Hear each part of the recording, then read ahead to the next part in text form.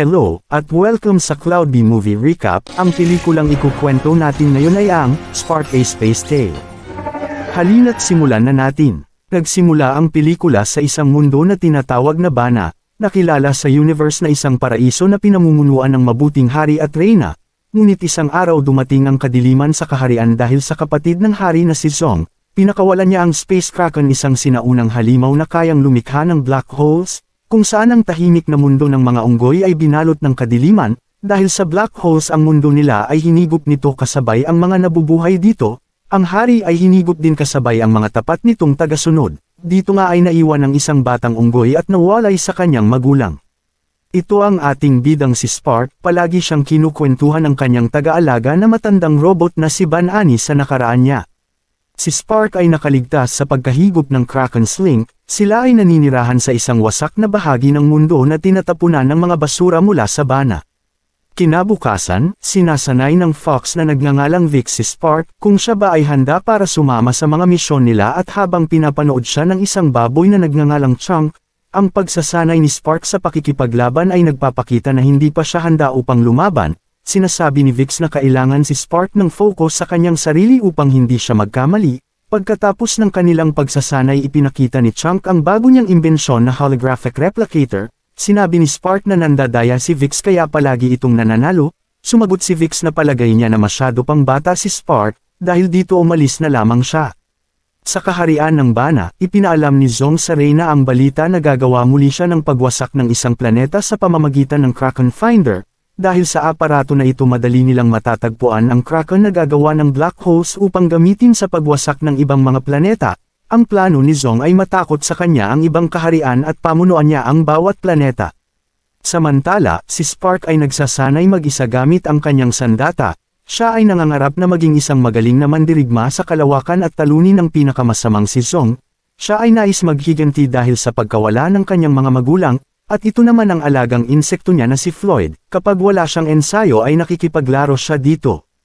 Habang naglalakad siya upang kumuha ng tubig, napansin niya ang pag-ilaw ng silid ni Vix. Dahil dito pinasok niya ito at nais malaman kung ano ang nangyayari. Nakita niya ang isang mensahe mula sa computer. Binuksan niya ito at nabasa niya ang mensahe para kay Vix, na siya ay pinapapunta sa kaharian ng Bana para sa importanteng bagay. Maya-maya ay naglabas ito ng papel para sa mga detalye para sa pagpasok niya sa kastilyo. Nang makabalik na sina Vix at Chunk, masaya silang binati ni Spark.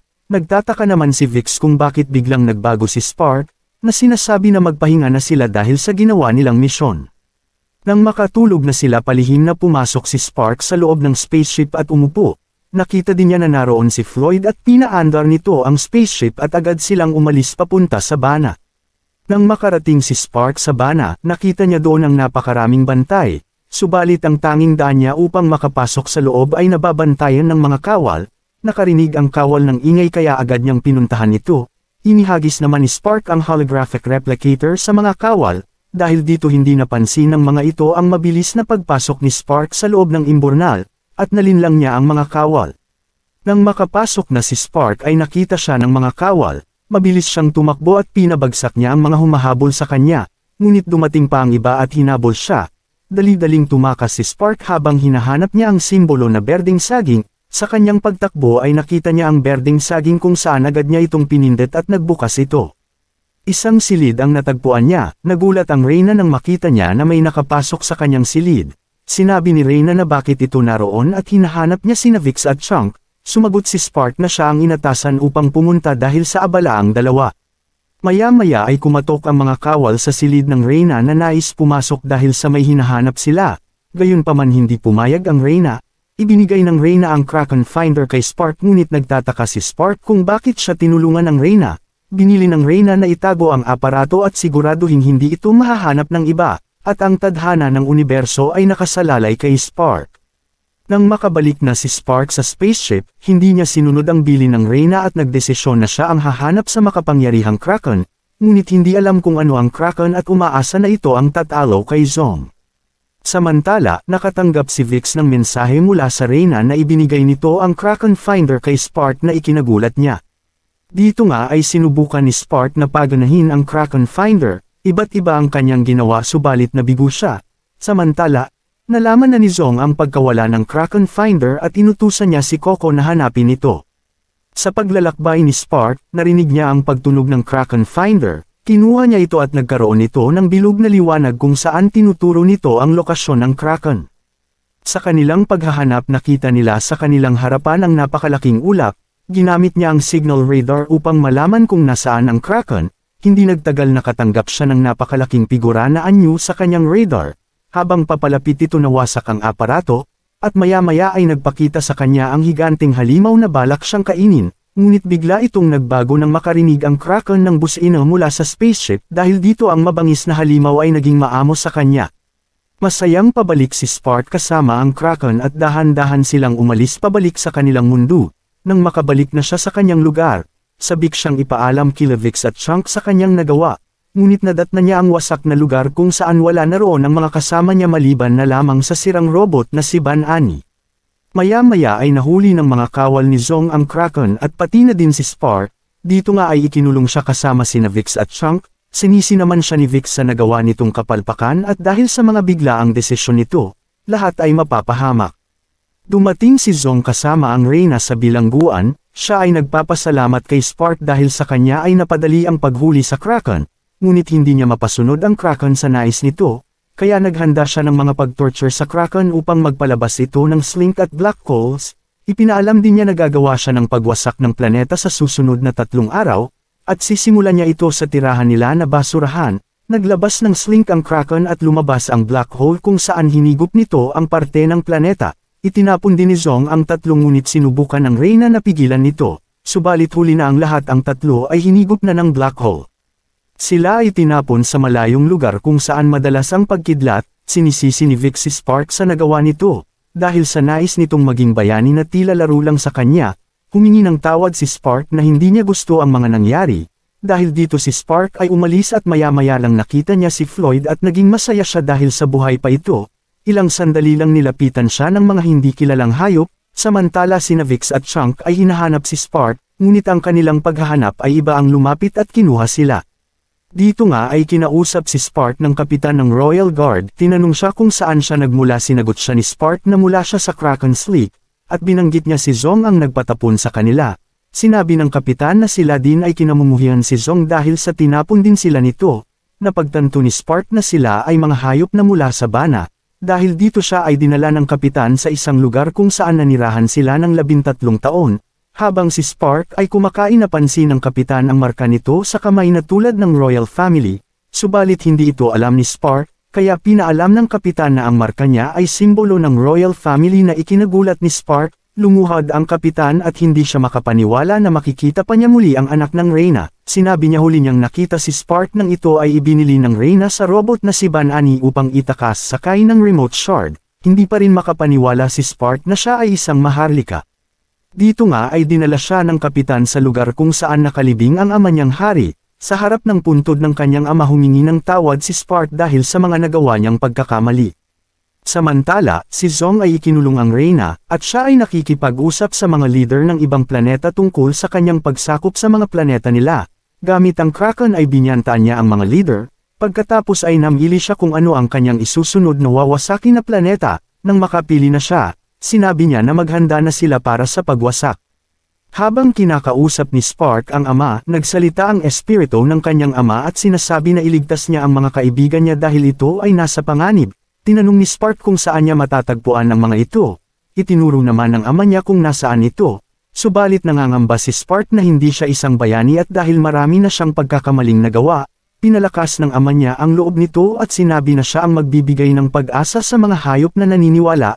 At ito ang layunin niya sa universo, dahil siya ay dinala ng tadhana kung nasaan siya ngayon. Umilaw ang kanyang marka sa kamay at isang sandata ang ibinigay ng kanyang ama at ito ang gagamitin upang labanan si Zong. Dito nga ay natagpuan ni Spark ang kinaroroonan ng dalawa, at hinarap niya ang pinuno ng mga malalaking insekto. Isang atake ang ginawa ni Spark kung saan ang insekto ay napabagsak niya, dahil dito ang ibang mga insekto ay naging tagasunod na ni Floyd. Nang makabalik na sila, dito na ikinuwento ni Vix at Chunk ang buong nangyari sa nakaraang 13 taon kung saan inatasan ng Reyna sina Vix at Chunk upang protektahan si Spark. Ang misyon nila ay itago, sanayin siya para sa laban. Sinabi ni Spark na kailangan na nilang bumalik, ngunit hindi nila alam kung papaano. Iminungkahi ni Spark sa kanila na gumawa sila ng sariling sleek. Sumagot si Chunk na posible ito kung makakakuha sila ng malakas na enerhiya ng kuryente upang mabuksan nila ang pansamantalang space-time. Dito nga ay bumuo si Chunk ng makina na gagawa ng sleek black hole mula sa mataas na boltahe ng kuryente. Umalis si Spark upang maghanap ng kanilang makakasama sa pakikipaglaban. Maya-maya ay dumating si Spark kasama ang mga insekto sa kuwebo at sinabi na ang mga ito ay nais na makipagtulungan kapalit ang mga saging na pagkain. Pinalakas ni Spark ang mga loob ng kasamahan niya sa haharapin nilang laban, tungkol sa kanilang planeta at sa mga naninirahan doon at ito ang kanilang pinaglalaban. Sa unang subok ni Chunk ng machine ay hindi ito gumana, pinalo niya ang kanyang ulo sa monitor hanggang sa mapagana niya ito, at maya-maya ay lumabas ang black hole, at ang mga hayop ay naging masaya.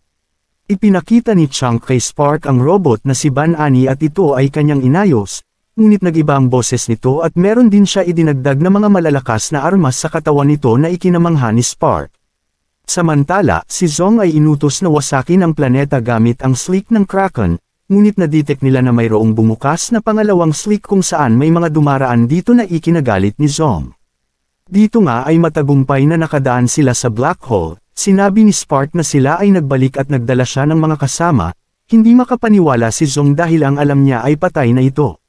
Sinabi ni Spark na tapos na ang pamumuno ni Zong. Nagsimula na ang digmaan sa panig ni Zong at sa Royal Guard, sila ay nagpalitan ng pag-atake at nagsagupaan na ang magkabilang panig. Dali-daling pinuntahan ni Spark ang spaceship ni Zong upang iligtas ang kanyang ina, hanggang sa siya ay makapasok sa loob ng bilangguan gamit ang kanyang sandata. Tinanong niya ang kanyang ina kung bakit ang mga ikinwento ni Ban-Ani sa kanya ay iba ang kanyang mga magulang.